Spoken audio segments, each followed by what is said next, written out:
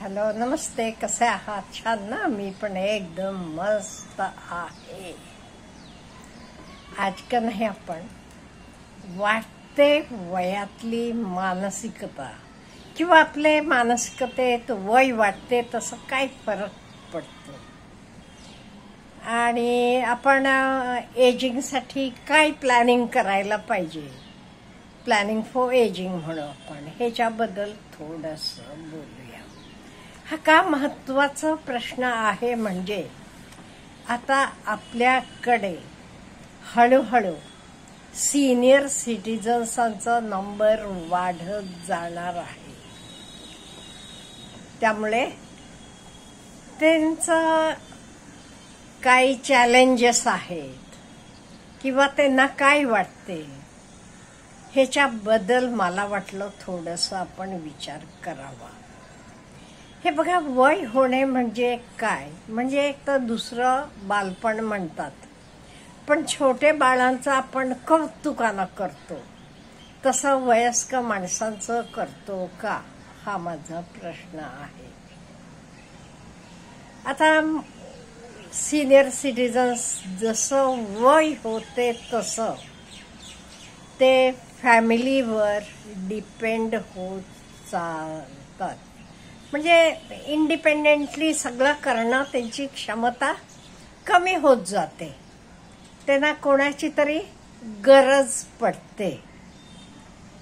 अशा वेळी घरचे व्यक्तींनी पण त्यांच्याशी कसं वागावं हे पण खूप महत्वाचं आहे. कित्येक वेळेला काही लोक मला म्हणतात, अहो, आमच्या मुलाला का नाही आमच्याशी बोलायला 10 मिनिटं सुद्धा वेळ नसतो. अहो, असं असते का खरं? किती वेळ असतो? तुम्ही फोनवर किती वेळ घालवता? स्टेटस बदलायला किंवा फेसबुकवर तुम्हाला आई वडिलांशी बोलायला 10 मिनिटं नसतात. त्यामुळे यंग जनरेशनना हे लक्षात ठेवायला पाहिजे. आणि का म्हणजे आज न उद्या हळूहळू थोडे वर्षानं का होईना तुम्ही पण ह्या स्टेजला जाणार आहात. आणि अहो, आपण बघितले का म्हातारपणी सिनियर सिटिझन्सांना त्यांना तुमच्याकडनं काहीही अपेक्षा नसते. तुम्ही 10 मिनिटं त्यांच्याशी अगदी आवडीनं प्रेमानं बोललात तरी खूप आनंद मिळतो. त्यांना खूप आनंदी होतात. हे आपण लक्षात ठेवायला पाहिजे. आणि घरातले कुठलेही निर्णय घेताना, डिसिशन्स घेताना त्यांना पण विचारा. त्यांना पण जरासं इम्पॉर्टन्स द्या ना. तुमचे डिसिशन मेकिंग मध्ये त्यांना पण तुम्ही जरा महत्व दिलात ते त्यांना बघा किती आनंद होतो. त्यांना वाटते आपण युजफुल आहोत. नाही ते कितीतरी लोकांनी बोलताना मी ऐकले, आता आमचा काही उपयोग नाही आता. असं का म्हणता तुम्ही? तुमचाही उपयोग आहे ना समाजाला. एक म्हणजे तुमचं तुम्ही कधीच असं समजून घेऊ नका आमचा आता काय उपयोग नाही. You are very very useful. आणि घरचे मंडळींनी सुद्धा हे जाण त्यांना द्यायला पाहिजे. You are useful. आणि छोटी मोठी कामं पण ओके करू देत ना, काही हरकत नाही. मुलांचा अभ्यास घेणं म्हणा किंवा स्वयंपाकघरात काही मदत करणं. जड कामं नाही म्हणत नाही मी. छोटी छोटे कामांना त्यांना सहभागी करून घ्या. कित्येक वेळेला त्यांना एकटं वाटते का म्हणजे त्यांना कुठल्याही कामात सहभागी करून घेतलेलं नसते. त्यांना वाटते माझं आता फॅमिलीशी काही कनेक्शन नाहीये. त्यांना कुठे जायला नको वाटते, कुठे यायला नको वाटते. असं करू नका. मग त्यांना हळूहळू कशातच इंटरेस्ट नाहीसं होते. नाही, हे सगळे सिम्पटम्स ऑफ डिप्रेशन आहेत. त्यामुळे असं करू नका. त्यांना कुठे घेऊन जाऊ देत. आणि तुम्हालाही सिनियर सिटीजन्सांना म्हणते मी, जावा बाहेर, हिंडा फिरा, बरं वाटते बघा. आणि वाटते कित्येक वेळेला आपल्याला आपलं वय होते तसं आपलं हिअरिंग लॉस होते, आपल्याला नीट ऐकू येत नाही, काही लोकांचे दात जातात, मसल्स वीक होतात. त्यामुळे जरासं नको वाटते. पण असं वाटून घेऊ नका. आणि हे सर्वांनाच होणार आहे, हे काही वेगळं नाहीये.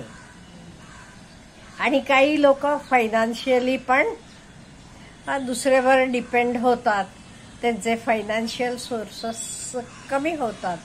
पण ह्याला आपण अगदी यंग एज पासूनच प्लॅनिंग करून ठेवायला पाहिजे. म्हणजे एटलिस्ट आपण आर्थिक रूपानं तरी आपले मुलाबाळांवर ओझं बनता कामा नये. आणि एक बरेच सिनियर सिटीजन्सांचं मी ऐकलंय म्हणून बोलतीये, पडणं. आपण असं ऐकलं असेल, बाथरूम मध्ये पडले, गार्डन मध्ये पडले, इकडे तिकडे. तसं fall in the elderly age. अशा वेळी काय करायचं आपण? तुम्हाला स्टँड हवं ते स्टँड वापरा, काठी हवी ते काठी वापरा, काही वापरा तुम्ही. पण अगदी कसं एकटं हे करू नका. कारण इट इज क्वाईट नॅचरल. त्यामुळे काळजी घ्यायची, स्वतःची काळजी स्वतः घ्यायची. आणि अगदी गरज असली तर एक्सटर्नल हेल्प घेण्यात काहीही चूक नाहीये. सपोज घरातले सगळे जाणार आहेत 8 दिवस. ओके, आपल्याला होत नाही एवढं चढणं उतरणं, नाही आपल्याला नाही जाणार. अशा वेळी 8 दिवस हल्ली असे एजिंग होम्स म्हणजे एल्डरली होम्स म्हणतो आपण, वृद्धाश्रम म्हणतो, असतात.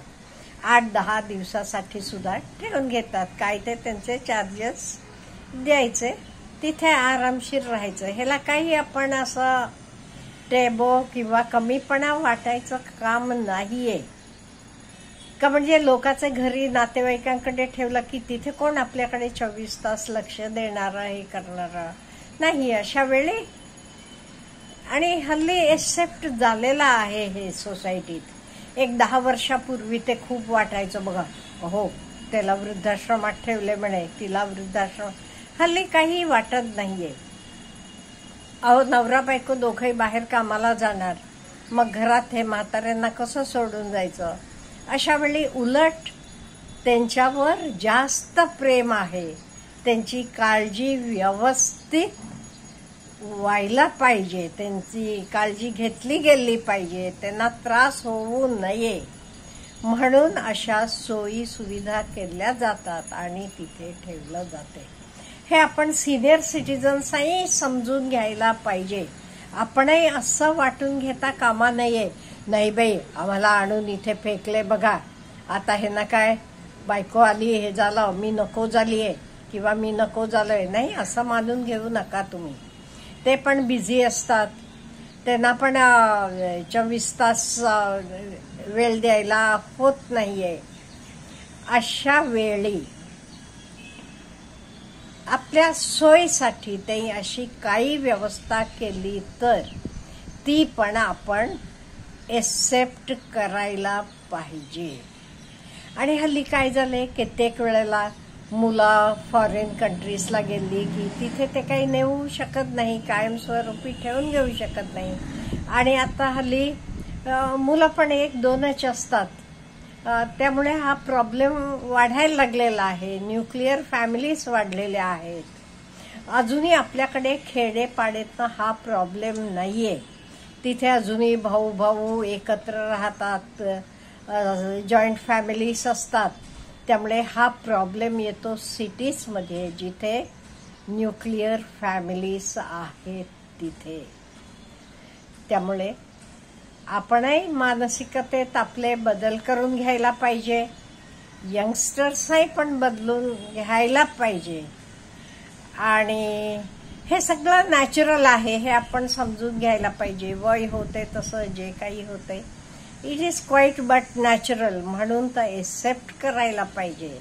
आणि सिनियर सिटीजन्सही पण आपण एकटं पडलोय, आपल्याला कोणीही लक्ष देत नाही, अमुक नाही असं मनात सुद्धा आणता कामा नये. हल्ली मोबाईल आहे आपल्या जोडीला, त्यात आपले व्हॉट्सअप ग्रुप असतात, तुमचे मित्रमैत्रिणींचे नंबर असतात, त्यांच्याशी तुम्ही बोलू शकता. तुम्ही पण छानपणे राहू शकता. आपल्याला काय वाटते? मला वाटलं हा विषय खूप महत्वाचा आहे आजच्या काळात. आणि त्यामुळे मला तुमच्याकडनं पण तुम्हाला काय वाटते हे कॉमेंट बॉक्समध्ये कळवा. आणि जास्तीत जास्त लोकांना हा व्हिडिओ शेअर करा आणि आपण सर्वजण आनंदात राहूया. Have a good day.